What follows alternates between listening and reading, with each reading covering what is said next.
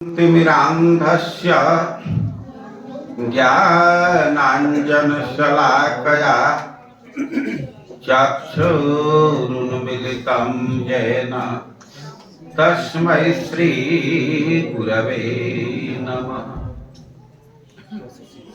हे कृष्ण करुणा सिंधु दीनबन्धो जगत्पते गोपेश गोपिका कांत राधा कांत नमस्तुते।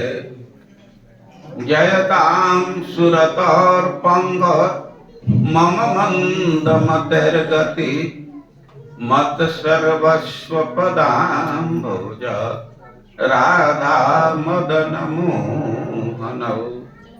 तप्त कांचन गौरांगी राधे वृंदावनेश्वरी वृषभानुसुते देवी प्रणमामि हरिप्रिय।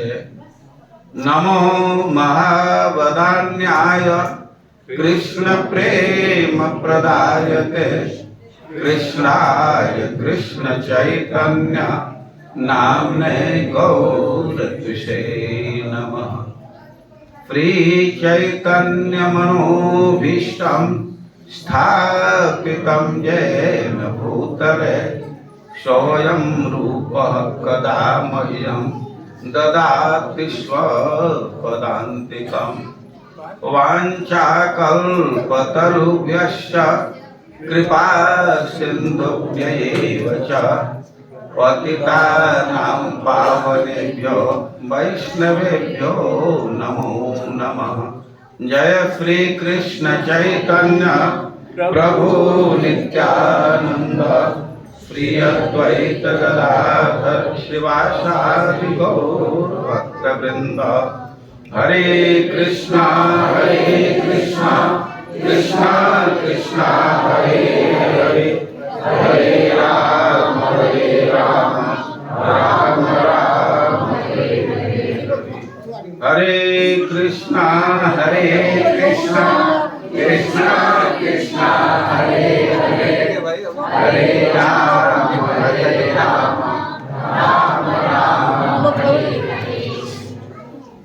दीवार बढ़ाएंगे और तब ना सब लोग हटेंगे।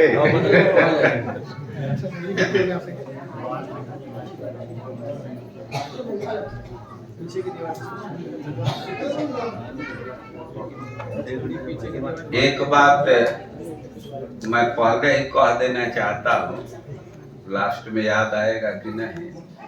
आज तो आप लोग अधिक संख्या में आए हैं।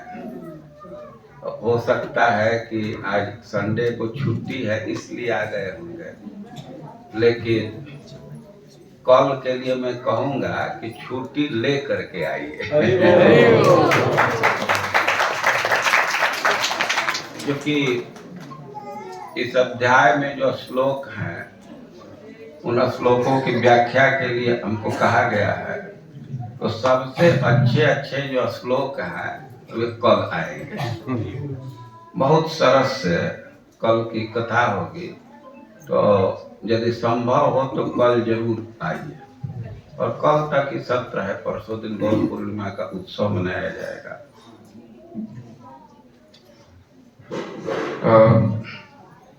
पहले ही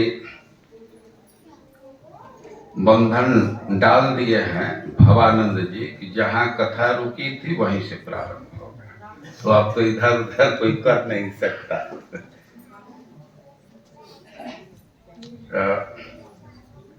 कहाँ कथा रुकी थी, कौन बतलाएगा?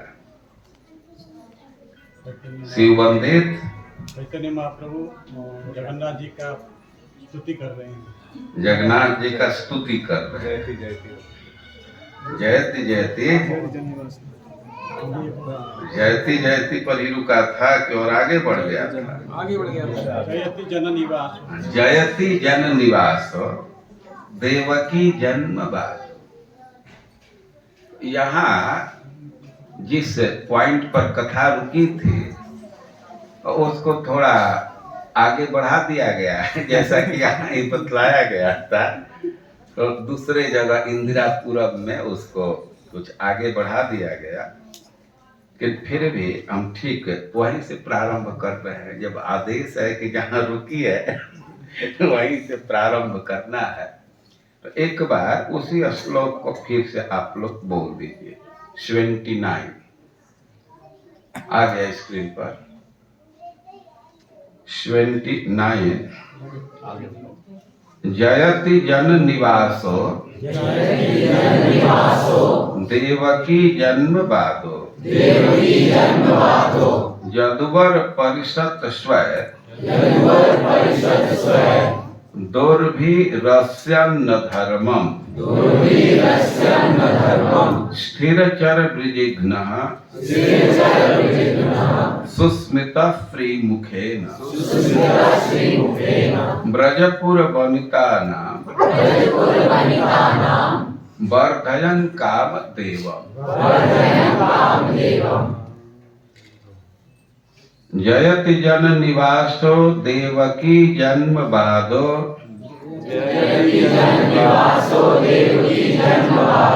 यदुवर परिषद स्वैर दुर्भिरस्यन्न धर्मम् स्थिरचर वृजिघ्नः सुस्मितः श्रीमुखेन ब्रजपुर वनितानां वर्धयन् कामदेवम्।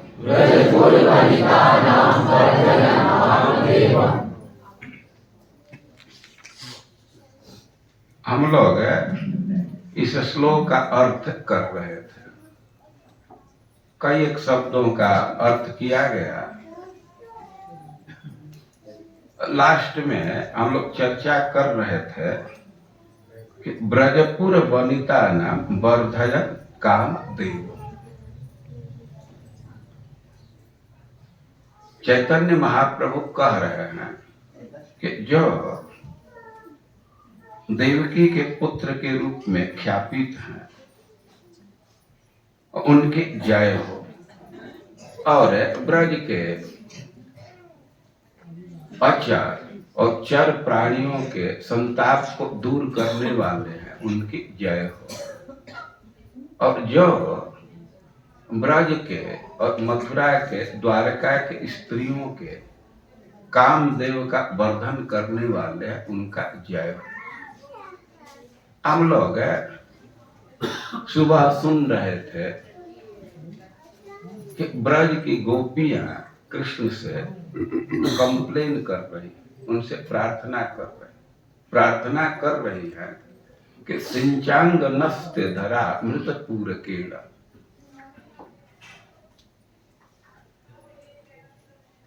अपने अधरामृत के धारा से हमको सिक्त कर दो,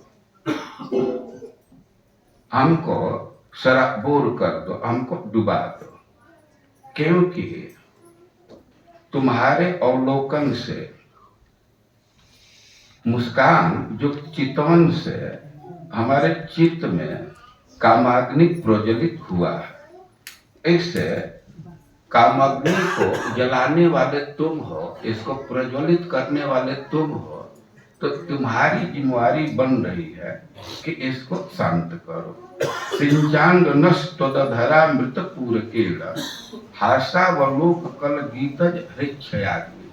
हरिक्षय, हरिक्षय कहते हैं जो हृदय में सोया है। किसी के मन में भोग की वासना जगती है तो कहीं बाहर से विचार नहीं आता है। जो काम वासना जगती है तो भीतर से जग जाते हैं। काम के लिए कई एक शब्द है, मनसी जग, मनसी जो मन में ही जन्म ले, यह हृदय है। ये काम क्रोध है, हृदय में सोया हुआ है। अब सोया हुआ है तो कोई बात नहीं, और कब जग जाएगा इसका कोई ठिकाना नहीं।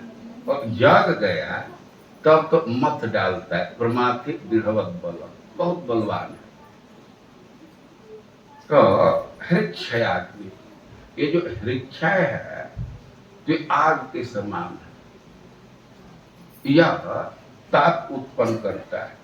हासावलोक कल गीतज हृक्षयाग्नि, हमारे हृदय में जो काम अग्नि जगी है, तो तुम्हारे मुस्कान भरी चितवन से, तुम्हारे गीत से, तुम्हारे हंसी से, तो हृक्षय जगाने वाले तुम हो, इसलिए तुम्हारी जिम्मेवारी बनती है इसको शांत करो।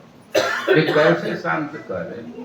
तो अपने अधरामृत के धारा से इसको शांत कर दो। आग लगी है, पानी डाल देने पर बुझ जाएगी, तो तुम आग लगाए हो, तुम्हारी जिम्मेवारी बन गई है कि इसको शांत करो।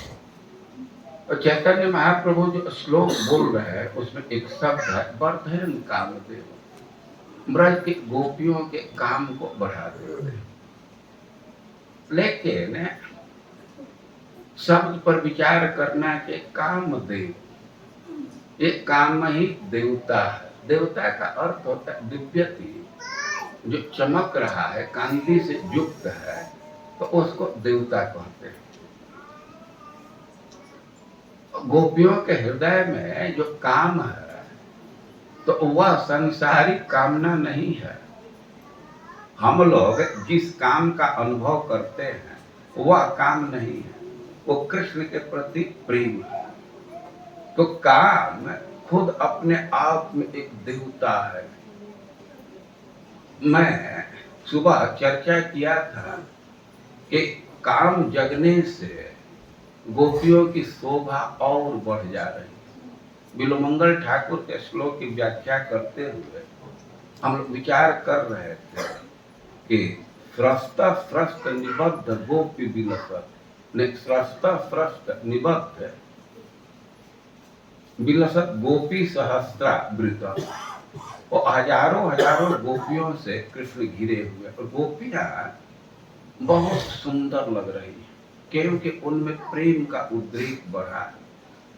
तो भगवान के चितवन से, उनके मुस्कान से गोपियों के हृदय में प्रेम बढ़ जाता है, और प्रेम बढ़ जाता है तो और चाह भरी दृष्टि से कृष्ण को देखने लगती है। अब चाह भरी दृष्टि से देखती है तो कृष्ण का सौंदर्य और निखर जाता है और बढ़ जाता है, तो उनका प्रेम और बढ़ जाता है, और प्रेम बढ़ा तो कृष्ण का सौंदर्य और निखर जाता है। तो ऐसे दोनों में कंपटीशन चल रहा है। देखिए, भगवान सुंदर है, लेकिन हम लोग समग्र सौंदर्य का आस्वादन नहीं कर पाते। जितना प्रेम है उसी के अनुपात में हम उनके सौंदर्य का आस्वादन कर पाएंगे। अभी जितना सुंदर दिख रहे हैं कृष्ण हमारे लिए, हमारा प्रेम बढ़ जाए तो अधिक सुंदर दिखने लगे, और प्रेम बढ़ जाए तो और अधिक सुंदर दिखने लगे। तो सच्चाई यह है कि कृष्ण कितने सुंदर हैं, इसका अनुभव तो केवल राधा रानी कर पाती है। उनका हृदय में प्रेम है और वे कृष्ण के सौंदर्य को देख पाती है। और चैतन्य चरितामृत में लिखा गया है कि राधा रानी का प्रेम बढ़ने से कृष्ण का सौंदर्य बढ़ जाता है, और कृष्ण के सौंदर्य बढ़ने से राधा रानी का प्रेम बढ़ जाता है। तो दोनों में कंपटीशन अभी चल रहा है, वो कहां तक जाएगा। और राधा रानी के प्रेम की विशेषता है कि विभुर अपि कलयन सदा विवृद्धि, वो सबसे बड़ा सर्वव्यापक है, कोई उसके लिए जगह बाकी नहीं है, लेकिन फिर भी बढ़ रहा है। विभुर अपि कलयन सदा विवृद्धि, और गुरु रपि गौरव चर्या विहीन, बहुत महान है, लेकिन उसमें कोई महानता का प्रदर्शन नहीं है, दिखावा नहीं है।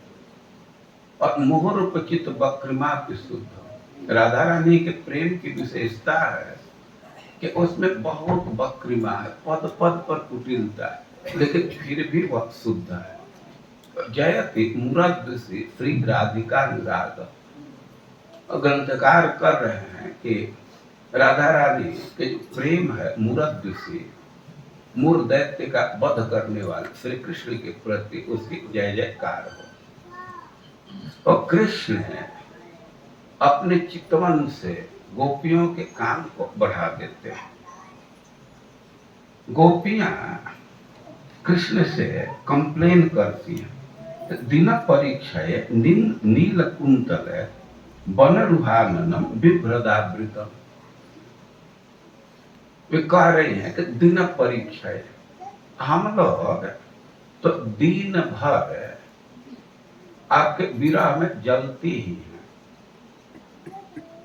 गोपियों का वर्णन किया गया है कि कृष्ण वन ही जाते, जब ही कृष्ण गांव से वन में जाते हैं तो गोपियां इकट्ठा हो जाती हैं। देखिए, यह स्वभाव में देखा जाता है कि बहुत भारी विपत्ति आ जाए, कोई बहुत दुखद घटना हो जाए तो लोग जगह जगह जुट करके उसकी चर्चा करने लगते हैं। कोई एक्सीडेंट हो जाए, कोई वैसा हो जाए तो देखा जाता है कि लोग जुट करके उसकी चर्चा करने लगते हैं।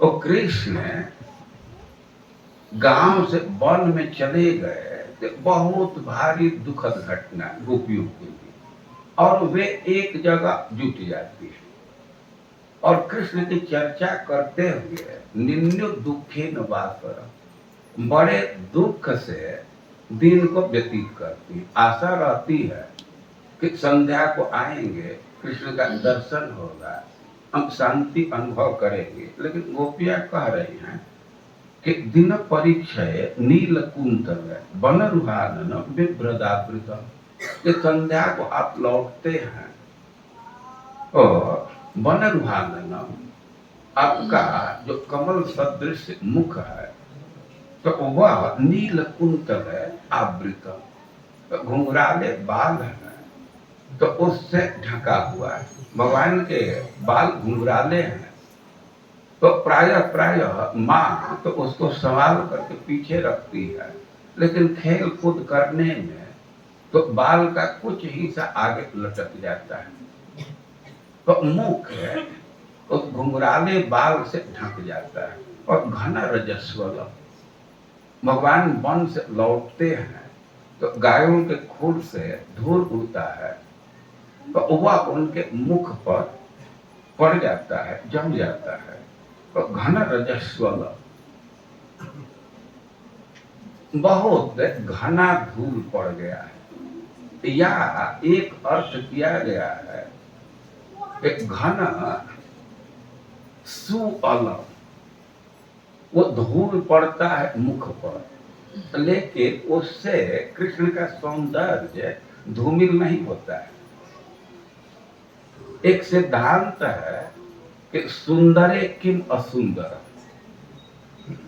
जो सुंदर है तो उस पर असुंदर क्या है। जो व्यक्ति गौर वर्ण का है तो काला घड़ी बांध लेता है तो और उसकी शोभा बढ़ती है।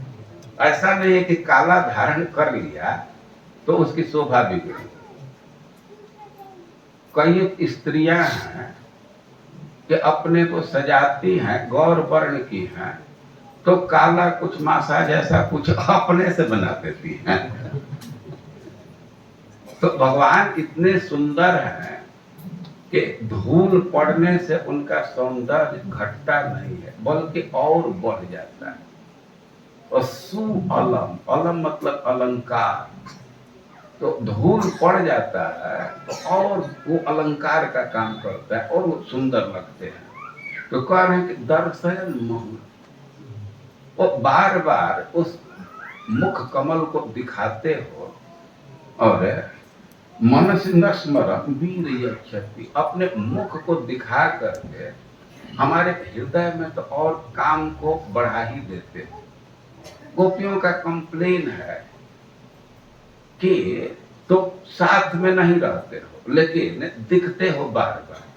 भगवान तो किसी बछड़ा को लेने के लिए ये किसी बहाने से गोपियों के बीच में बार बार आते हैं, तो कह रहे हैं कि दर्शन मुख। अरे एक बार रास्ते से निकल जाता तो कम काम की वृद्धि होती, और तुम बार बार आकर के मुख कमल को दिखा देते हो। और भगवान चलते हैं तब तक पीछे लौट करके आ जाते हैं कि कोई बछड़ा इधर छूट गया है क्या। तो गोपियां कह रही हैं कि तुम केवल काम को बढ़ाते हो,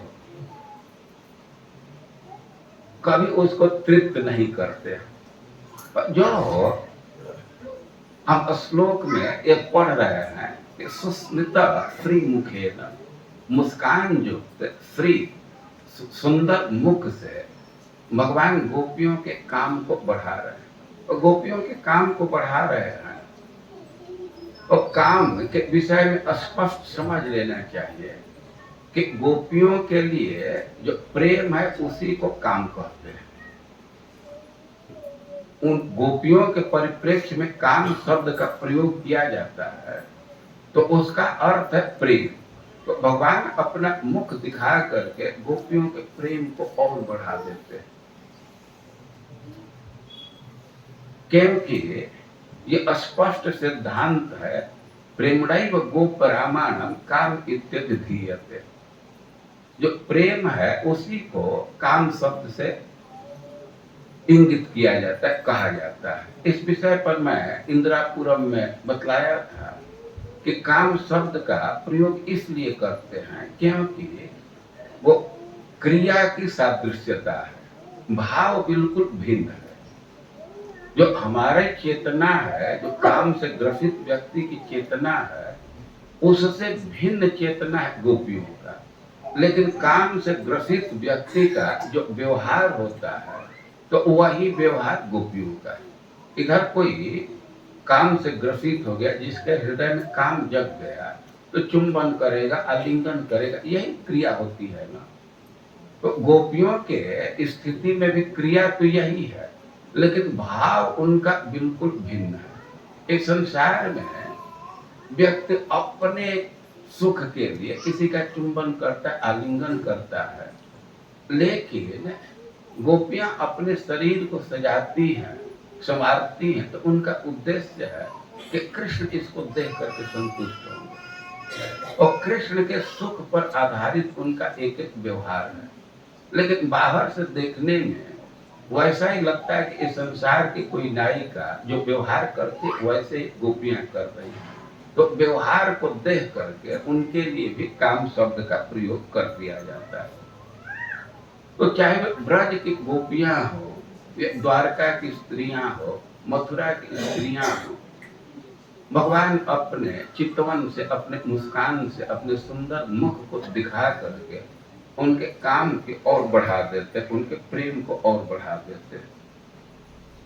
तो ऐसे श्री कृष्ण का जय जयकार कर रहे हैं। ब्रजपुर वनिता नाम वर्धयन काम देव, हम कह रहे काम देव। ये जो काम है यही देव है, यही चमक रहा है। और हृदय में जितना काम जगता है, गोपियों का सौंदर्य उतना निखर जाता है। अब ऐसे स्तुति कर रहे हैं, मानो कोई उनसे पूछ दे, कभी कृष्ण की स्तुति कर रहे हो, तुम कौन हो? वो चैतन्य महाप्रभु किसी भक्त के उत्तर का श्लोक बोल रहे हैं। कोई बहुत श्रेष्ठ भक्त है और उससे पूछ दिया गया कि तुम कौन हो, तो वो जो उत्तर दिया है उसी को चैतन्य महाप्रभु बोल रहे हैं। नाहम विप्रो न च नरपति ना पिपैस्यो न शूद्रो नाहम वर्णी न च गृहपति नो वनस्थो यतिर्वा किंतु प्रोत्यन निखिल परमानंद पूर्णामृताब्धे गोपी भर्तु पद कमलयो दास दासा दास। इस समाज में हम लोग देखते हैं 4 वर्ण है और 4 आश्रम है। लेकिन जब वर्ण हो, आश्रम हो, वह उपाधि है, उसका संबंध देह से है। जीवात्मा का वर्ण और आश्रम से कोई संबंध नहीं।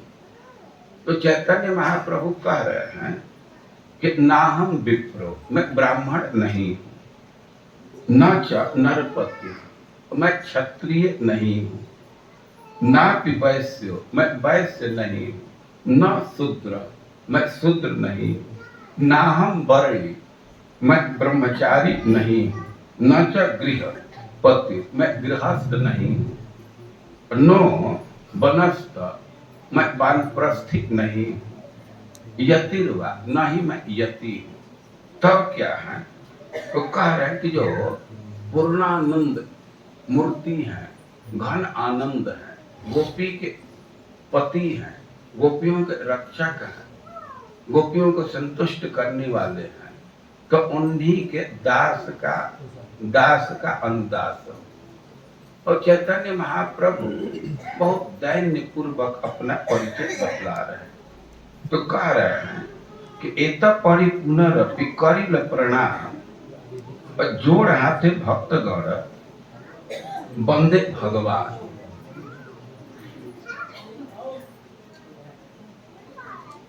चैतन्य महाप्रभु के विषय में सुने कि अपना मुख ऊपर करके चैतन्य जगन्नाथ जी की तरफ दृष्टि डाल करके वे स्तुति कर रहे थे। तो एक पढ़ी पुनरपि करिल प्रणाम, चैतन्य महाप्रभु श्लोक बोले और फिर दंडवत प्रणाम किए, जोड़ हाथे भक्त गए वंदे भगवान।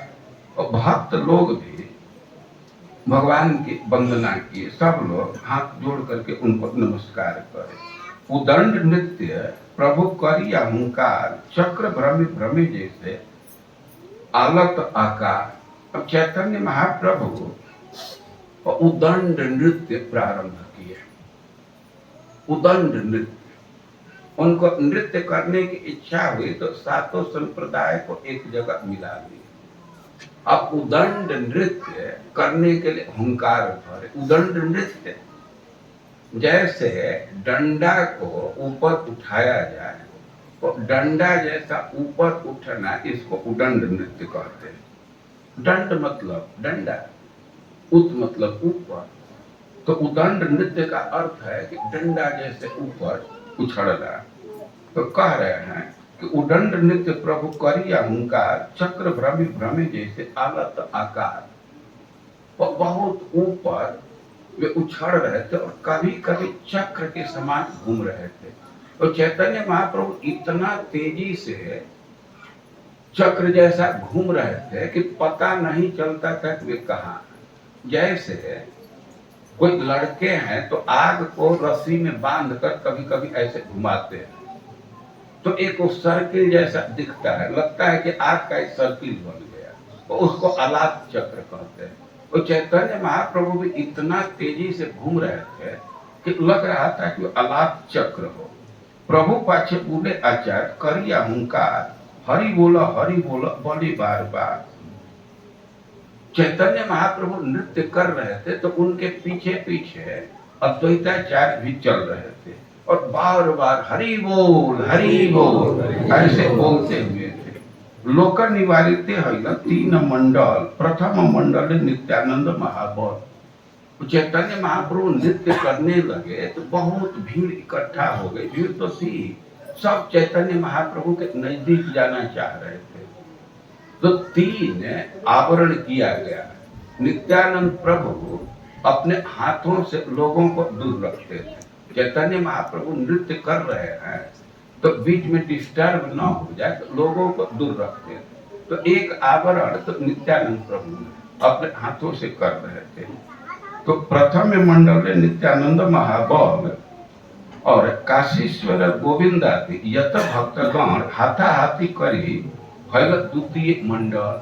और कुछ कुछ भक्त थे तो अपना हाथ जोड़ करके एक घेरा बना दिए, चैतन्य महाप्रभु के नजदीक कोई न जाए। तो ये दूसरा मंडल हुआ। और बाहिर प्रताप रुद्र लैया पात्रगण मंडल हैया करे लोक निवारण। और प्रताप रुद्र जो राजा है तो अपने पात्रों को लेकर के, अपने अधिकारियों को लेकर के, अपने कर्मचारियों को लेकर के और एक बड़ा सर्किल बना दिए। तो चैतन्य महाप्रभु नृत्य कर रहे हैं तो तीन आवरण है।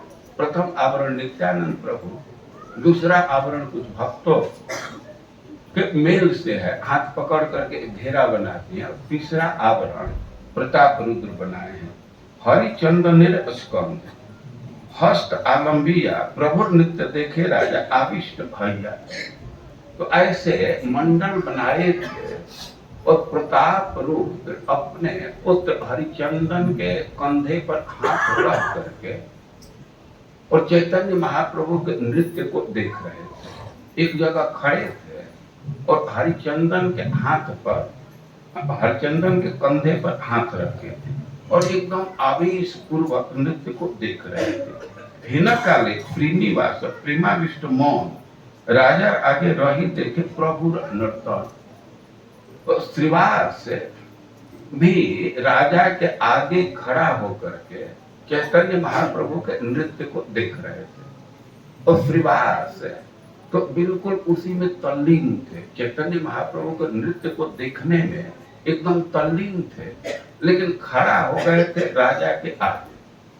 अब राजा के आगे खड़ा थे तो हरिचंदन राजा का लड़का बार बार पीछे से श्रीवास को वो ठेलता था, साइड हो जाओ, साइड हो जाओ।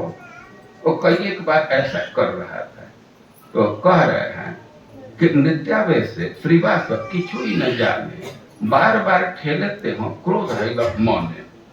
वो बार बार श्रीवास प्रभु को कह रहा था कि साइड हो जाइए, साइड हो जाइए। उनका मन तो चैतन्य महाप्रभु के नृत्य को देखने में लगा था, उनको कुछ पता नहीं था। वो बार बार ऐसे ठेल रहा है तो उनको क्रोध आ गया और क्रोध आया तो चापड़ मारिया तारे कोयला निभा रहा और क्रोध में एक थप्पड़ मारे हरिचंद्र। क्या डिस्टर्ब कर रहे हैं? और राजा का लड़का है, उसको चापड़ मारे तो कह रहे हैं कि चापड़ कहिया क्रुद्ध हैला हरिचंद्र। अब थप्पड़ लगा तो लड़का बड़ा क्रोध में हो गया। अब क्रोध में कुछ एक्शन लेगा, लेकिन क्रोध हैया तारे किछु चाहे बलिवार, क्रोध में कुछ बोलना चाह रहा था, लेकिन अपन ही प्रताप रुद्र निवारी लेता है। प्रताप रुद्र उसको मना करती, कुछ मत बोलो, और कहने लगे भाग्यवान तुम्हें यह हस्त स्पर्श पाएगा। तुम तो बहुत सौभाग्यशाली हो कि श्रीवास प्रभु के हाथ का स्पर्श पा गया। तो चप्पड़ मारने से क्रोध कर रहा है, ये तो तुम्हारा सौभाग्य है कि उनके हाथ का स्पर्श मिला। हमारा भाग्य नहीं, तुम्हें कृतार्थ आएगा। यह सुयोग तो हमारे भाग्य में नहीं, तुमको यह भाग्य मिला, तुम तो कृतार्थ हो गया, तुम्हारा जीवन सफल हो गया। प्रभु नृत्य देखे लियो के अहिला चमत्कार अन्य अचूक जगन्नाथ आनंद अपार। लेकिन चैतन्य महाप्रभु के नृत्य को देख करके सब लोगों को बहुत आनंद आ रहा था। अरे सब लोगों की बात तो दूर है, खुद जगन्नाथ ही बहुत आनंदित थे। रथ पर बैठे हैं लेकिन नृत्य को देख करके बहुत आनंदित है। रथ स्थिर कैल आगे ना करे गमन, अनिमिष से निद्रे करे नृत्य दर्शन। जगन्नाथ जी अपना रथ रोक दिए, लोग खींच रहे हैं, लेकिन रथ आगे नहीं बढ़ रहा और एक टक नृत्य का दर्शन कर रहा है। सुभद्रा बलरामेर हृदय उल्लास, नृत्य देखे दुई जना श्री मुखे ते हास। और वैसे ही सुभद्रा और बलदेव जी भी नृत्य देख रहे हैं और चैतन्य महाप्रभु का नृत्य देख करके उनको बहुत आनंद आ रहा है और आनंद के मारे वे मुस्कुरा रहे, हंस रहे हैं। तो उदंड नृत्य प्रभु अद्भुत विकार, अष्ट सात्विक भाव उदय है समकाल। चैतन्य महाप्रभु नृत्य कर रहे हैं, वो प्रेम के उद्रेक में जो सात्विक विकार होता है वह उनमें परिलक्षित हो रहा, दिख रहा है। मांस व्रण समरोम वृंद पुलकित। और चैतन्य महाप्रभु का प्रेम इतना प्रकाशित हुआ है कि उनके सारे रोमे खड़े हैं, और रोमे खड़े हैं तो रोमा जहाँ टिका हुआ है, जहाँ से निकला है, तो वहाँ का मांस भी उभर गया है, तो मानो वो घाव हो गया है। हम लोग ऐसे देखते हैं कि शरीर में कभी कभी थोड़ी देर के लिए रोमांच होता है। रोमांच का मतलब है रोमा खड़ा हो जाता है, लेकिन त्वचा पर तो कोई चीज नहीं दिखाई देता है। लेकिन चैतन्य महाप्रभु का जो रोमांच है तो त्वचा पर भी दिखता था कि कुछ घाव जैसा हो गया, उसका मांस भी उभर आया था। समझ रहे हैं इस स्थिति को? कुछ मांस भी बाहर आ गया तो घाव जैसा दिख रहा था। और सिमुल वृक्ष जिन्हें कंटक विस्तृत और रुमा ऐसे खड़े हुए थे, ऐसा लग रहा था कि सिमुली वृक्ष कांटों से भर गया है। जैसे आप कटहल का फल देखते हैं और उस पर सब जगह कांटा होता है, तो वैसे चैतन्य महाप्रभु के शरीर में रोमांच था, उन्हें सब खड़े थे और एक तंत्र कंप देखते लगे और लोके जाने दंत सब खसिया पड़ा। और चैतन्य महाप्रभु के दांत हिल रहे थे, कटकट लग रहे थे, हिल रहे थे। अब इतना उनके दांत हिल रहे थे कि उसको देख करके तो लोग भयभीत हो रहे थे और उनको ऐसा अनुभव हो रहा था कि लगता है कि अब तो सब दांत गिर ही जाएगा, इतना हिल रहा है तो सब दांत गिर जाएगा। सर्वांगी प्रस्वेद छूटे ताते रक्त गम जगह जगह जगह गदगद बचा। और पसीना छूट रहा था, पसीना उनके शरीर से निकल रहा था। तो पहले तो पसीना निकला, इसके बाद खून निकलने लगा। यह केवल चैतन्य महाप्रभु की स्थिति में देखा जाता है। ये प्रस्वेद एक विकार है, पसीना छूटने लगता है। लेकिन चैतन्य महाप्रभु का यह विकार इतना उन्नत था, इतना हाई था, इतना प्रबल था कि पसीना ही नहीं खून निकलने लगता था। जो कह रहे हैं कि सर्वांगे प्रस्वेद छूटे ताते रक्तोद्गम, उसे खून आने लगा। और जगह जगह जगह जगह जगह जगह गदगद बचा। और चैतन्य महाप्रभु का वाणी अवरुद्ध हो रहा, उनको जगन्नाथ कहना है तो ऐसे वाणी लड़खड़ाने लगे, स्वर भेद होने लगा, ज ज ग ग ऐसे बोल रहे हैं। और अब प्रेम में उनके आंखों से अश्रु निकल रहे हैं। तो अश्रु निकल रहे हैं तो इतना तेजी से निकल रहे हैं कि उसमें फोर्स बन रहा है। सामान्य रूप से कोई व्यक्ति रोता है तो आंसू नीचे टपक जाते हैं, लेकिन चैतन्य महाप्रभु रो रहे हैं तो आंसू दूर तक जाते थे। जैसे पिचकारी में पानी भर करके, रंग भर करके कोई पिचकारी को दबाता है तो दूर तक जाता है, तो वैसे चैतन्य महाप्रभु के आंख से ही अश्रु जा रहे थे। और इतने दूर तक जा रहा था अश्रु कि आस पास लोग भीजी लसक। अब नजदीक में जितने लोग थे तो चैतन्य महाप्रभु के अश्रु के फोर्स से, उनके अश्रु से सब भीज गए। तेजी से जा रहा है, जैसे पिचकारी से अब दवाई है तो आसपास के लोगों का कपड़ा भीग जाता है। वो चैतन्य महाप्रभु के आंख से अश्रु पिचकारी के समान निकल रहे थे। देह कांति गौर वर्ण देखिए अरुण। चैतन्य महाप्रभु तो पीत वर्ण के हैं, लेकिन उनका शरीर लाल हो गया, वर्ण विकार आ गया। कहू कांति देखी जे न मल्लिका पुष्प सौ। और कभी कभी एकदम सफेद दिखने लगता था।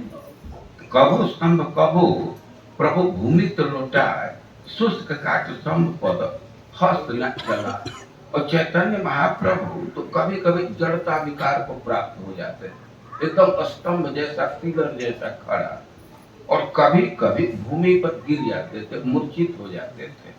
तो कह रहे हैं कि कभी कभी तो ऐसी गाढ़ मूर्छा आ जाती थी कि पता ही नहीं चलता था कि जीवित है। ऐसा लग रहा है कि कोई वृक्ष का खंड गिर गया है, कोई लकड़ी का खंड गिर गया। शुष्क काट समपद हस्त न चला, जैसे सूखी हुई लकड़ी है वैसे गिर गया है। कबू भूमि पड़े कबू श्वास है ही, जहाँ देखी भक्त गण प्राण है छीन। कभी कभी तो भूमि पर गिर जाते थे और कभी कभी गाढ़ मूर्छा में चले जाते थे। वो पता ही नहीं चलता था कि श्वास चल रहा है कि नहीं चल रहा है। अब इस दृश्य को देख करके भक्त लोग बहुत निराश हो जाते थे, भयभीत हो जाते थे। कबू नेत्र नशाए जल मुखे पड़े फेर, अमृत धारा चंद्र बिंबे बहे जेन। और कभी कभी चैतन्य महाप्रभु को अपस्मार लक्षण आ जाता था। अपस्मार मतलब मिर्गी का लक्षण। इस संसार में हम लोग देखते हैं कि किसी को मिर्गी की बीमारी है, वो मूर्छित होता है, गिरता है, तो उसके मुंह से फेन निकलने लगता है। तो वैसे ही चैतन्य महाप्रभु और प्रेम में गिर जाते थे, तो कभी कभी उनके मुख से फेन निकल रहा है और उनके आंख से जल निकल रहा है। तो कह रहे कि जैसे चंद्रमा से अमृत का स्राव होता है, वैसे चैतन्य महाप्रभु के मुख से वो फेन निकल रहा था। सही फन लैया शुभानंद कैल पान, कृष्ण प्रेम रसिक हो महाभाग्यवान। चैतन्य महाप्रभु मूर्छित है, उनके मुख से फेन निकल रहा है, तो अमृत के समान है। एक शुभानंद ब्रह्मचारी है और वे उस फेन को लेकर के और पान करने लगे, उसका आस्वादन करने लगे, अपने मुंह में ले लिए। तो कृष्ण प्रेम रसिक हो महाभाग्यवान, उनको चैतन्य महाप्रभु का फेन मिला, तो कह रहे कि वे रसिक भक्त है और बहुत भाग्यवान है। इतम तो तांडव नृत्य कैल कत क्षण भाव विवेश प्रभु प्रेम प्रवेशिला मौन। तो ऐसे चैतन्य महाप्रभु नृत्य कर रहे थे, उदंड नृत्य कर रहे थे। अब उसमें इतना आविष्ट थे कि प्रेम के कई विकार आ रहे थे, लेकिन कुछ देर के बाद उनका भाव बदला। तांडव नृत्य छारी स्वरूप आज्ञा दिल, हृदय जानिया स्वरूप गायित लागी। अब चैतन्य महाप्रभु नृत्य बंद कर दिए। पहले तो उदंड नृत्य कर रहे थे, नृत्य रोक दिए और स्वरूप दामोदर को कहे कि गीत गाओ। स्वरूप दामोदर चैतन्य महाप्रभु के बहुत अंतरंग है, उनके हृदय की बात को जान जाते हैं, तो गीत गाना प्रारंभ किए। और गीत तो लंबा है, लेकिन उसका मेन लाइन है तो सही तो प्राणनाथ पाई। एक गीत गाने लगे तो उसका पहला लाइन है कि उस अपने प्राणनाथ को मैं पा गया। किस प्राणनाथ को? तो जहाँ लागी मदन दहने झुर गए, जिस प्राणनाथ के विरह में तो हम तो जल करके झुकर गए, उनके ताप से झुलस गए, तो उसी प्राणनाथ को मैं आज पा गया। कीर्तन कर रहे हैं, लेकिन अभी चैतन्य महाप्रभु का मन कुरुक्षेत्र में है। जैसे राधा रानी कृष्ण का दर्शन की थी, तो वो उस भावना से भावित हो गया। आप श्रीमद् भागवतम में कथा पढ़ते हैं कि एक बार की घटना है,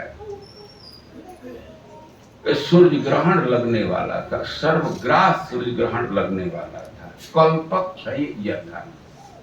थोड़े देर के लिए सूर्य बिल्कुल विलुप्त हो गए। जैसे प्रलय काल में सूर्य का लोप हो जाता है, तो वैसा ग्रहण लगने वाला था, सर्वग्रास ग्रहण लगने वाला था। और ग्रहण के सूचना पहले ही ज्योतिष लोग दे देते हैं, वो गणना करके बतला देते हैं कि कब ग्रहण लगने वाला है। तो ग्रहण लगने वाला है, तो अब भारत के सब हिस्सा से लोग कुरुक्षेत्र में जाने लगे, जाने की तैयारी की। ग्रहण के समय कोई पुण्य कृत्य करते हैं, दान करते हैं, जप करते हैं, तो उसका फल अक्षय हो जाता है। तो एक तो समय का महत्व है, और उसमें भी कहीं विशेष स्थान का योग होता है, तो उसका फल और अधिक हो जाता है। तो सूर्य ग्रहण लगने वाला है, सूर्य ग्रहण के अवसर पर कुरुक्षेत्र का ब्रह्म सरोवर का विशेष महत्व है। ग्रहण के समय कहीं भी दान करें तो उसका फल अधिक होगा, लेकिन कुरुक्षेत्र में या ब्रज में अक्रूर घाट पर कुछ दान कर रहे हैं, तप कर रहे हैं, तो उसका फल अक्षय हो जाता है।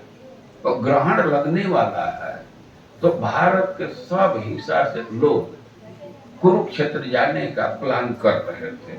तो कह रहे हैं कि उस समय कृष्ण बलराम द्वारका में निवास कर रहे थे। अथई कदा द्वारवत्या बसतो राम कृष्ण, कृष्ण बलराम द्वारका में थे, और उसी समय ग्रहण का सुयोग जुट रहा था। तो इसको जान करके सब लोग वहां कुरुक्षेत्र में जाने की तैयारी कर रहे थे। कि कुरुक्षेत्र में श्रेयो विदित से सब लोग तैयारी कर रहे थे कि ग्रहण के समय पर हम लोग कुरुक्षेत्र में चलेंगे और अपने कल्याण के साधन का संपादन करेंगे। हम जप करेंगे, तप करेंगे, दान देंगे, सब योजना कर रहे थे।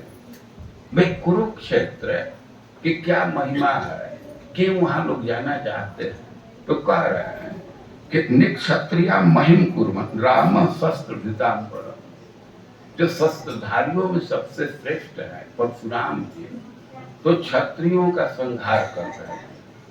वो 21 बार क्षत्रियों का संहार। कोई कोई प्रश्न करता है कि 21 बार क्यों क्षत्रिय का संहार किया। तो घटना जानना चाहिए कि एक क्षत्रियों के राजा थे, क्षत्रियों के एक राजा थे, उनका नाम था अर्जुन। उनको 1000 बाहें थी, 1000 भुजाएं थी, इसलिए उनको सहस्त्रार्जुन कहते हैं। अर्जुन से अंतर करने के लिए कृष्ण के सखा जो अर्जुन है उनसे अंतर करने के लिए सहस्त्रबाहु अर्जुन कहते हैं। तो बड़े शक्तिशाली राजा थे और एक बार अपने समाज के साथ राजकीय ठाट में अबे पिकनिक मनाने के लिए वन में गए। अब वन में गए तो उसी वन में जमदग्नि जी तपस्या कर रहे थे। जमदग्नि जी के आश्रम पर चले गए। जमदग्नि जी के आश्रम पर गए तो जमदग्नि जी सोचे कि राजा आए हैं, इनका सत्कार करना चाहिए। वो पूरे अपने सेना के साथ थे, लेकिन जमदग्नि जी सबको भोजन पानी दिए, सबको दूध पिला दिए, गरम गरम दूध पिलाए और सत्कार किए। राजा को बड़ा कौतुक हुआ कि साधु जंगल में सबको कैसे सत्कार कर दिया। इतने लोग हैं हम लोग और सबको सत्कार कर दिया। पता चला कि इनके पास कामधेनु गाय है और उसी के बल से सबका सत्कार कर दिया। अब राजा के मन में विचार आया कि इतना महत्वपूर्ण गाय ये क्यों रखा है, ये गाय तो राजधानी में रहनी चाहिए, वहां इसका उपयोग है। और जो हो, अब राजा अपने पद का दुरुपयोग करते हुए अपने सैनिकों को कहे कि गाय को ले चलो। अब सैनिक लोग गाय को लेकर के चल दिए। अब बछड़ा टकर रहा था, गाय भी नहीं जाना चाहती थी, लेकिन वे गाय को लेकर के चले गए। उस समय परशुराम जी आश्रम पर नहीं थे।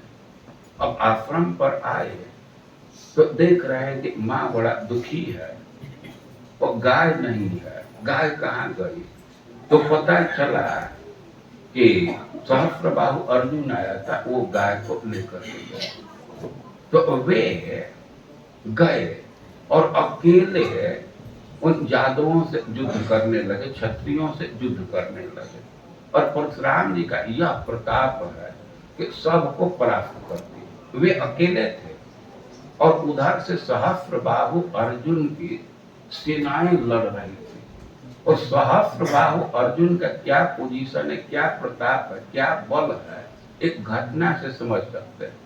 आप लोग रावण के विषय में सुने हैं, कितना शक्तिशाली था, लेकिन सहस्त्रबाहु अर्जुन के सामने रावण की कोई गति नहीं काम की। एक बार की घटना है कि जंगल में गए थे पिकनिक मनाने के लिए सहस्त्रबाहु अर्जुन और रावण भी गया।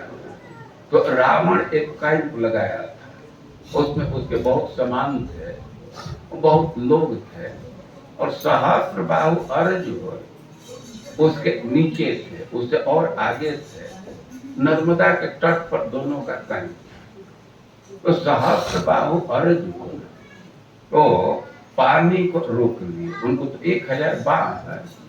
तो जैसे आप लोग देखे होंगे कि छोटे छोटे लड़के हैं, कहीं नाली में पानी जा रहा है तो पैर डाल करके, हाथ डाल करके रोक देते हैं।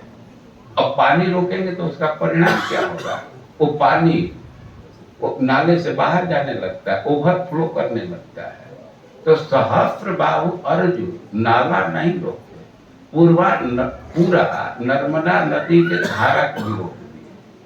अब धारा को रोके तो पानी तट से बाहर जाने लगा, और रावण का जो कैंप था उसमें पानी घुस गया, उसका सामान सब भीग गया।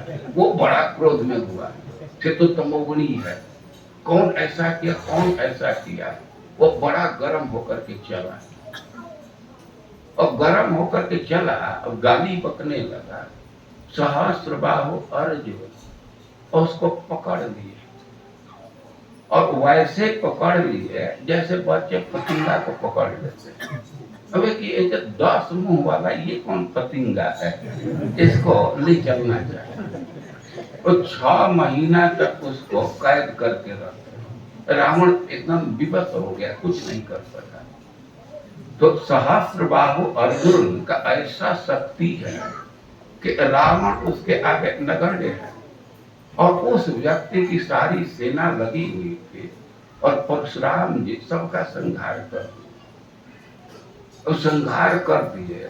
सहस्त्र बाहु क्रोध में आया, उसके बाहों को काटे और उसके गर्दन को भी काट दिया। और सहस्त्र बाहु का वध हो गया तो उसके पुत्र बड़ा दुखी थे। अब वे बदला लेना चाहिए। उनके मन में भावना आने लगी, हमारे बाप का वध किया है, हम लोग भी इसके बाप का वध करेंगे। तो वे तो समझ रहे थे कि जब तक परशुराम आश्रम पर रहेगा तो हम लोग उसके पिता का वध नहीं कर सकते। तो अवसर खोजने लगे कि कब ऐसा अवसर आएगा कि अपने आश्रम से बाहर है, अपने कुटिया से बाहर है। तो उनको अवसर मिल गया। परशुराम जी कहीं बाहर गए थे, और वे आकर के जमदग्नि जी का गर्दन काट दी। सहस्त्र बाहु अर्जुन के पुत्र आकर के जमदग्नि जी का गर्दन काट दी। अब पति की हत्या हो गई तो उनकी पत्नी रेणुका नाम है ना, रेणुका वो 21 बार छाती पीट करके ही राम अपने पुत्र को पुकारी। तो ऐसा कहते हैं कि 21 बार छाती पीटी थी, तो इसलिए परशुराम जी निर्णय दिए कि 21 बार क्षत्रियों का संहार करना। तो उसी घटना को कह रहे हैं कि क्षत्रियों का संहार कर रहे थे, उनके खून से एक कुंड बना दिए, उसको ब्रह्म सरोवर कहते हैं। क्योंकि बलराम जी ने परशुराम जी वो खून का संग्रह किया है, तो उसको बहुत पवित्र माना जाता है। उस सूर्य ग्रहण के अवसर पर उस ब्रह्म सरोवर में स्नान की बड़ी महिमा है। तो कह रहे हैं कि परशुराम जी तो उस कुंड का सरोवर का निर्माण भी किए, और वही यज्ञ किए, क्षत्रियों का संहार किए हैं, बहुत हत्या किए हैं। तो कह रहे हैं कि यत्रा पृष्ठों के कर्म, वे तो भगवान है, वे कोई कर्म करे तो उसका असर भगवान पर नहीं होता है। कर्म बंधन तो जीव पर लगता है, भगवान पर नहीं लगता है। तो बलराम जी पर उसका कोई बंधन नहीं था, लेकिन परशुराम जी पर उसका कोई बंधन नहीं था, लेकिन फिर भी लोक की शिक्षा के लिए कि कोई हत्या कर दिया, कोई पाप कर दिया, तो उसका प्रायश्चित करना चाहिए। तो लोक संग्रह के लिए, लोक शिक्षा के लिए उसी स्थान पर वे यज्ञ किए, भगवान की आराधना किए। तो तभी से परंपरा है कि कुरुक्षेत्र में यज्ञ करने का बहुत महिमा, खास करके सूर्य ग्रहण के अवसर पर कोई वहां कुछ अनुष्ठान करता है तो उसका विशेष लाभ होता है। वैसे भी कुरुक्षेत्र धर्म क्षेत्र है, और उसका परिचय दिया गया है वेद में, कुरुक्षेत्र दिव्य यज्ञ। कुरुक्षेत्र की यह महिमा है कि देव लोक से भी लोग यज्ञ करने के लिए कुरुक्षेत्र में आते हैं। जैसे आप लोग देखते हैं किसी को विवाह यज्ञ करना है तो किसी मंदिर में जाते हैं, ये किसी तीर्थ में जाकर के करते हैं, अपने घर में भी करते हैं, लेकिन कुछ लोग तीर्थ में जाकर के करते हैं, या कुछ संस्कार कराना है तो तीर्थ में जाते हैं। और कुरुक्षेत्र की यह महिमा है कि देवता लोग भी आते हैं यज्ञ करने के लिए। कुरुक्षेत्र देव यज्ञ, और उसी कुरुक्षेत्र में प्रेम विधान के लिए सब लोग जा रहे थे। यादव भी खूब तैयारी के साथ वहां जा रहे हैं। अब जब ब्रजवासियों को पता चला कि यादव लोग वहां जा रहे हैं, कृष्ण बलराम भी आएंगे, तो ब्रजवासी भी अब दान पुण्य करने के लिए नहीं, कृष्ण से मिलने के लिए कुरुक्षेत्र में जाने की योजना की। और कुरुक्षेत्र में गए और वही गोपियों से कृष्ण का मिलन हुआ। तो राधा रानी कृष्ण को देखी तो बहुत प्रसन्न हुई। गोपियां कृष्ण को देख करके बहुत प्रसन्न हुई। ऐसा वर्णन किया गया, गोप्य से कृष्ण उपलब्ध चिराग अभिष्ट। गोपियों की तो यह स्थिति है कि कृष्ण के दर्शन में ये पलक गिरने के बाधा को भी नहीं सहन कर पाती। वे ब्रह्मा को गाली देती कि ब्रह्मा को पद तो बड़ा मिल गया, लेकिन उसको ज्ञान नहीं है। अरे पद पाया तो उसको ट्रेनिंग लेना चाहिए था, लेकिन कुछ ट्रेनिंग नहीं दिया। वह बहुत गलती करता है। भाई क्या गलती करता है? तो एक तो गलती यह किया कि सबको बराबर आंख दिया। अरे सबको 2 आंख दिया, हम लोगों को कृष्ण का दर्शन करना है तो अधिक आंख देना चाहिए। भी आवश्यकता के अनुसार आपूर्ति करनी चाहिए ना। मान लीजिए कि कपड़ा बांट रहे हैं और कोई छोटा लड़का है तो उसको 1.5 मीटर 2 मीटर दे रहे हैं, तो उसका तो काम चल जाएगा। अब भवानंद को या दूसरे को भी 1.5 मीटर दीजिए, तो यह तो कोई न्याय नहीं है ना। अब न्याय तो तब माना जाएगा जब आवश्यकता के अनुसार दिया जाए। तो गोपियों का यही सिद्धांत है कि एक तो उसका सिद्धांत ठीक नहीं, सबको बराबर आंख दिया। अरे हम लोगों को तो कम से कम 1 करोड़ जरूर देना चाहिए। तो एक तो गलती किया कि 2 आंख दिया और उस पर भी ढक्कन डाल दिया। जट उदिक्षता पक्ष एकदम बेवकूफ है, कुछ बुद्धि नहीं है। अरे 2 भी दिया तो ढक्कन नहीं डालना चाहिए। तो कह रहे हैं कि अब जिसके दर्शन में पलक गिरने से ब्रह्मा को गाली देते, उनको बहुत उत्कंठा थी।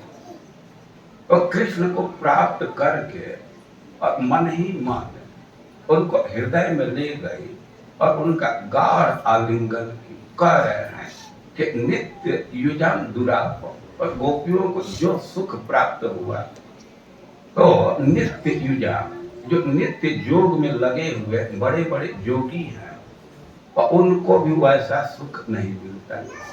जो सुख गोपियों को मन ही मन कृष्ण के आलिंगन से प्राप्त हुआ, तो बड़े बड़े योगियों को भी वह सुख नहीं मिलता।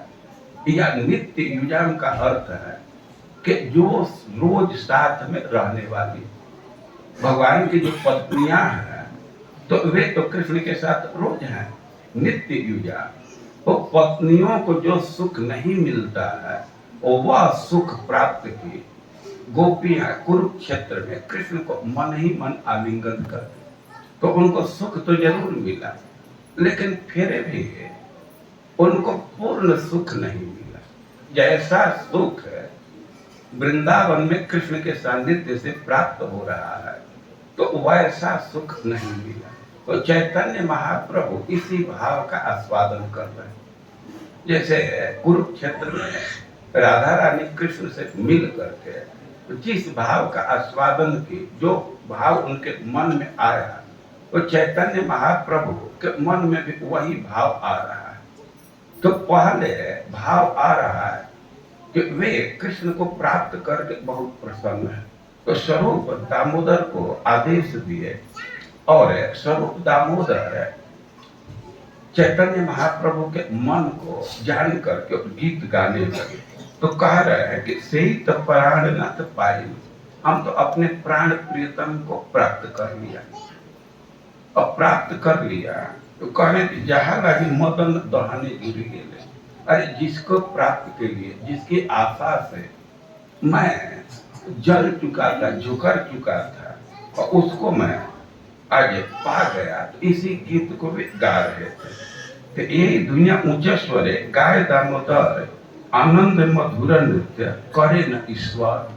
तो गीत गा रहे हैं कि भगवान का दर्शन हुआ है, कृष्ण का दर्शन हुआ है, राधा रानी प्रसन्न है। तो उसी गीत के अनुसार चैतन्य महाप्रभु भी अब आनंद में नृत्य कर रहे हैं, वे बहुत आनंद अनुभव कर रहे हैं। और धीरे धीरे जगन्नाथ करे न गमन, आगे नृत्य करी चले सचिर नंदन। चैतन्य महाप्रभु जगन्नाथ जी की तरफ देख रहे हैं और नृत्य कर रहे हैं, जबकि स्वरूप दामोदर गीत गा रहे हैं। तो उसी के रिदम पर वे धीरे धीरे नृत्य कर रहे हैं और जगन्नाथ जी धीरे धीरे आगे चल रहे हैं। आगे नृत्य करी चलन सचिर नंदन, जगन्नाथ नेत्र दिया सभे नाचे गाय, कीर्तनिया सह प्रभु पाछे पाछे गाय। वो कह रहे कि सबकी दृष्टि जगन्नाथ जी पर पड़ी हुई, और जो कीर्तन करने वाले हैं तो पीछे से गा रहे हैं। जगन्नाथ मग्न प्रभु नयन हृदय, श्रीहस्त जुगे करे गीतेर अभिनय। तो चैतन्य स्वरूप दामोदर जब गीत गा रहे हैं और गीत सुन करके चैतन्य महाप्रभु का मन उसी में निमग्न है, और जैसे गीत का भाव है और उसको अपने हाथों से प्रदर्शित कर रहे हैं, और जैसे गीत चल रहा है तो उसी के अनुरूप चैतन्य महाप्रभु के हाथ भी आगे पीछे चल रहे हैं, ऊपर नीचे चल रहे हैं। गौर यदि पाथे चले श्याम है स्थिर, गौर आगे चले श्याम चले धीरे धीरे। अब कह रहे हैं कि चैतन्य महाप्रभु जब आगे चल रहे हैं तो रथ भी जगन्नाथ जी भी धीरे धीरे चल रहे हैं, और गौर यदि पाछे चले श्याम स्थिर। चैतन्य महाप्रभु यदि पीछे चले जाते थे रथ के तो जगन्नाथ जी का रथ रुक जाता था, वो आगे बढ़ते ही नहीं। चैतन्य महाप्रभु आगे हैं तो रथ धीरे धीरे चलता था, और चैतन्य महाप्रभु पीछे आ गए तो रथ रुक जाता था। तो यही मत गौर श्याम देही ठेला ठेली, स्वर थे श्यामेरा राखे गौर महाबली। तो एक तरह से देखा जाए तो दोनों में ठेला ठेली चल रहा है। जगन्नाथ जी को तो चैतन्य महाप्रभु ठेल रहे हैं, आगे में चले जाते हैं चैतन्य महाप्रभु को खींच लेते हैं, और पीछे चले गए नहीं, जगन्नाथ जी को खींच रहे हैं और पीछे चले गए तो उनको रोक दे रहे हैं। तो ऐसे दोनों का व्यवहार चल रहा है। तो नाचिते नाचिते प्रभु हैला भावांतर, हस्त तुल्य श्लोक पढ़े करी ऊंचे स्वर। अब ऐसे आनंद के स्वर में नृत्य कर रहे थे, गीत चल रहा था, लेकिन चैतन्य महाप्रभु का आप भाव बदला, और भाव बदला तो एक श्लोक बोलने लगे, और श्लोक बोल रहे हैं तो उस श्लोक का कोई अर्थ नहीं समझ रहा है। एक स्वरूप दामोदर अर्थ समझ रहा है, लेकिन वे किसी को अर्थ बतलाए नहीं। लेकिन संयोग से एक बार रथ यात्रा में रूप गोस्वामी थे, और चैतन्य महाप्रभु इस श्लोक को बोल रहे थे, तो रूप गोस्वामी उसका अर्थ प्रकट कर दिए। तो स्वरूप दामोदर अर्थ तो समझ रहे थे, लेकिन किसी को बतलाए नहीं, और रूप गोस्वामी उस अर्थ को प्रकट कर दिए, और सब लोग तब उसको जान गए। रूप गोस्वामी सनातन गोस्वामी तो ब्राह्मण कुल में उत्पन्न हुए थे, बहुत एक श्रेष्ठ ब्राह्मण कुल में, और बड़े ही वे प्रतिभाशाली थे। वे बहुत तीक्ष्ण बुद्धि वाले थे। उनके बुद्धि को देख करके, उनके प्रतिभा को देख करके राजा स्वयं उनको नौकरी में ले दिया। उनको कोई एप्लीकेशन नहीं डालना पड़ा। इस समय देखते हैं कि कितने कंपनी वाले जा करके नियुक्ति कर लेते, प्लेसमेंट कर लेते। तो रूप सनातन की यह प्रतिभा थी कि राजा खुद ही अपने नौकरी में ले लिया और नौकरी में साधारण पद नहीं दिया, सनातन गोस्वामी को सबसे बड़ा पद दिया, प्रधानमंत्री। प्रधानमंत्री मतलब मंत्रियों में जो सबसे श्रेष्ठ पद है, जो मंत्रियों में प्रधान पद होता है, तो वह पद दिया। आज भारत के परिप्रेक्ष्य में देखें तो बहुत मंत्री होते हैं, लेकिन सामान्य रूप से गृह मंत्री का पद सबसे अच्छा माना जाता है।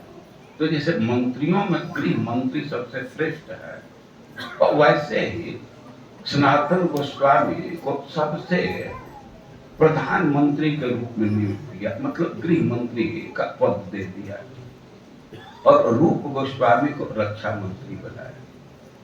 लेकिन बाद में वे दोनों पद का त्याग करके चैतन्य महाप्रभु के साथ हो गए, और चैतन्य महाप्रभु उनको वृंदावन भेजे।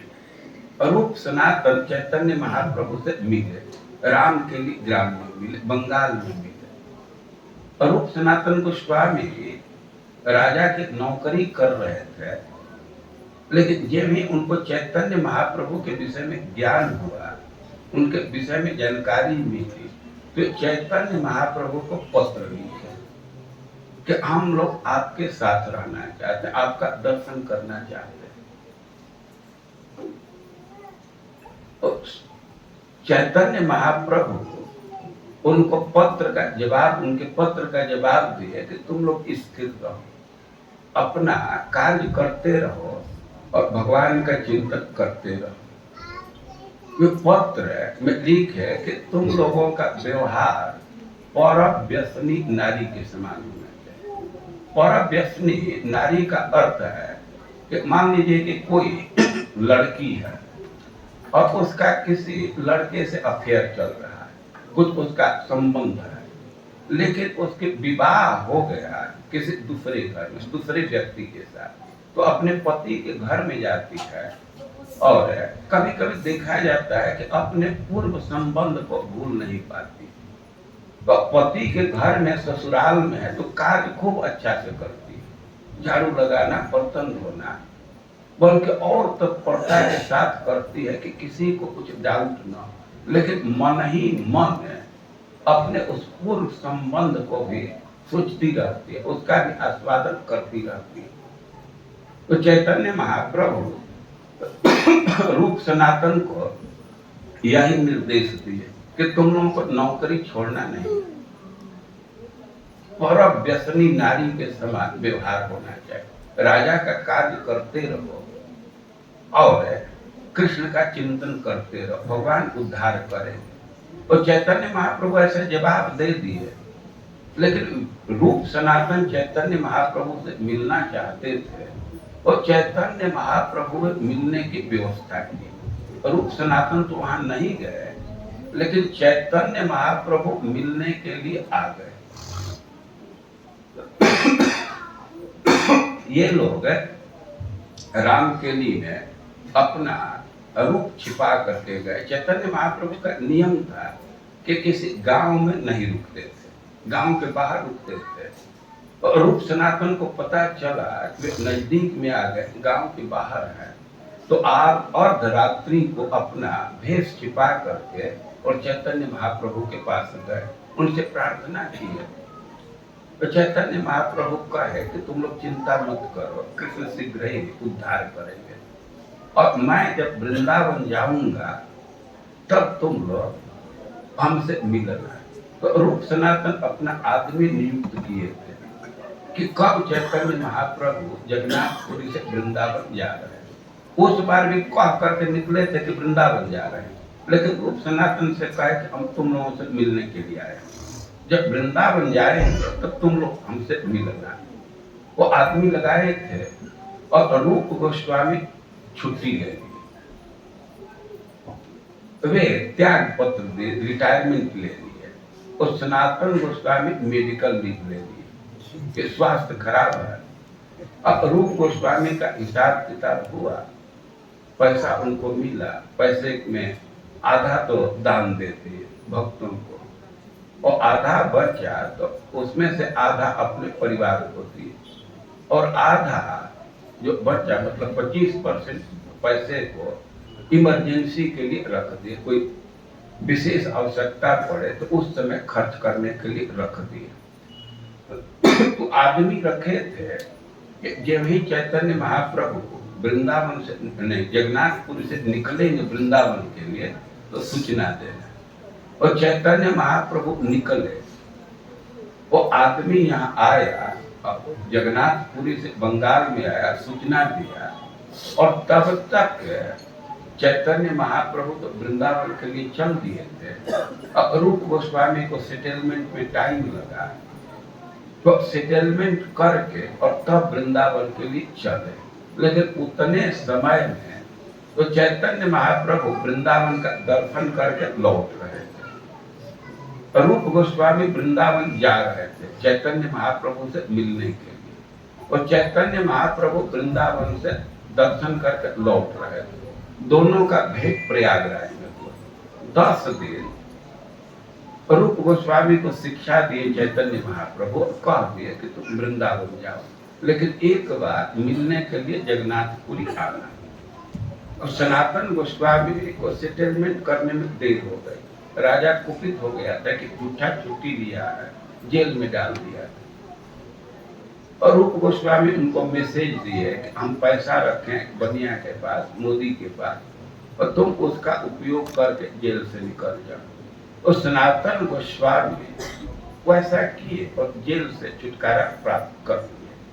और वे चैतन्य महाप्रभु से मिलने के लिए चले, लेकिन चैतन्य महाप्रभु तो लौट रहे थे, तो सनातन गोस्वामी से वाराणसी में भेंट हुई। उनको 2 महीना शिक्षा दिए वाराणसी में, वृंदावन भेजे, और उनसे भी कहे कि एक बार जगन्नाथपुरी में आकर के मिलना। तो रूप सनातन चैतन्य महाप्रभु के आज्ञा के अनुसार वृंदावन रह रहे थे, लेकिन उनसे मिलने के लिए जगन्नाथपुरी गए। लेकिन वे मुस्लिम राजा के सेवक थे, तो इसलिए बड़े दैन्य में रहते, तो मंदिर के नजदीक नहीं जाते थे। जहाँ हरिदास रहते थे सिद्ध बगुल में, तो वहीं रूप सनातन भी रहते थे। रूप गोस्वामी गए थे वृंदावन, और चैतन्य महाप्रभु जो श्लोक बोल रहे थे तो उसका अर्थ एक ताल के पत्ता पर, ताल वृक्ष के पत्ता पर लिख दिए, प्रकट अर्थ लिख दिए, और लिख कर उसको छप्पर में खोस दिए। समुद्र में स्नान करने के लिए चले गए। और चैतन्य महाप्रभु का नियम था कि रोज रूप सनातन से मिलने के लिए, हरिदास से मिलने के लिए सिद्ध बगुल में आते थे। एक दिन स्वरूप दामोदर के साथ आए और उनका ध्यान उस ताल के पत्ते पर पड़ गया। उसको निकाल करके देखे तो जो श्लोक रथ यात्रा में गा रहे थे उसका प्रकट अर्थ है। अब तो स्वरूप दामोदर से कहने लगे कि हमारे मन के भाव को तो केवल तुम जानते हो, ये रूप को कैसे पता चल गया, तुम बतलाए हो। और स्वरूप दामोदर कहने लगे कि जो आपके भावों को जान सकता है तो इससे अनुमान किया जा सकता है कि वो कितना आपके घनिष्ठ है। तो यह कह रहे हैं कि चैतन्य महाप्रभु एक लौकिक श्लोक गा रहे थे। वह काव्य प्रकाश का श्लोक है, या चैतन्य चरितामृत में साहित्य दर्पण से उसको लिया गया है, साहित्य दर्पण में उसको उद्धृत किया गया है, तो उसी को चैतन्य चरितामृत में रखा हुआ है। तो लौकिक श्लोक है। और चैतन्य महाप्रभु इसको गाने लगे, भाव बदला तो गाने लगे। श्लोक का तो हम लोग ठीक से अध्ययन कल सुबह करेंगे, लेकिन मोटा मोटी भाव यह है कि एक नायिका कह रही है कि यह कौमार हर स एव ही बर। अरे जो हमारे कौमारिया अवस्था का हरण किया, हमारे कुंवारीपन का हरण किया, आशय यह है कि जिसको देख करके हमारे मन में संभोग की इच्छा जागृत हो गई और उसी से विवाह हो गया। और प्रथम बार हम जब देखे थे चैत्र के महीना में, तो वही समय भी है और वैसा वातावरण है और वो हमारा पति हो गया है। लेकिन इस समय भी हमारा मन उत्कंठित रहता है कि रेवा नदी के तट पर बेतसी वृक्ष के नीचे जैसे भेंट हुई थी वैसे ही भेंट हो, वहीं बैठ कर हम लोग काम क्रीड़ा करें, प्रेम व्यवहार करें। तो पता नहीं चेता समुत्कंठ के वही हमको पति के रूप में मिल गया है, लेकिन फिर भी हमारी स्प्रिया हो रही है कि रेवा नदी के तट पर जहाँ प्रथम मिलन हुआ था वहीं उससे भेंट होता है। और चैतन्य महाप्रभु इसी श्लोक को गा रहे थे। ये तो लौकिक श्लोक है, लेकिन चैतन्य महाप्रभु तो राधा रानी के भाव में गा रहे थे। राधा रानी कुरुक्षेत्र में मिली है, लेकिन कृष्ण से मिल करके भी वे पूरा संतुष्ट नहीं। सुख जरूर मिला, लेकिन उनकी इच्छा हो रही थी कि कृष्ण का संग ब्रज में हो, क्योंकि ब्रज का वातावरण दूसरा। ब्रज में कृष्ण से मिल करके जो सुख प्राप्त होता है, तो यहाँ मिलने से तो उसके करोड़ों अंश के बराबर भी सुख नहीं मिलता। और इसी भाव का आस्वादन कर रहे हैं। और रथ यात्रा का एक भाव यह, मैं प्रारंभ में कहा था कि उड़ीसा के लोग तो रथ यात्रा करते हैं, तो उनका विचार है कि भगवान बीमारी के पास रिलैक्सेशन के लिए अपने मौसी के पास जा रहे हैं गुंडीचा में। लेकिन गौड़ी वैष्णवों का भाव रहता है कि राधा रानी कुरुक्षेत्र में मिली है और गोपियों के साथ मिल करके वे कृष्ण को वृंदावन में ले जा रही है। और चैतन्य महाप्रभु श्लोक बोल रहे हैं और उसकी व्याख्या दी गई है।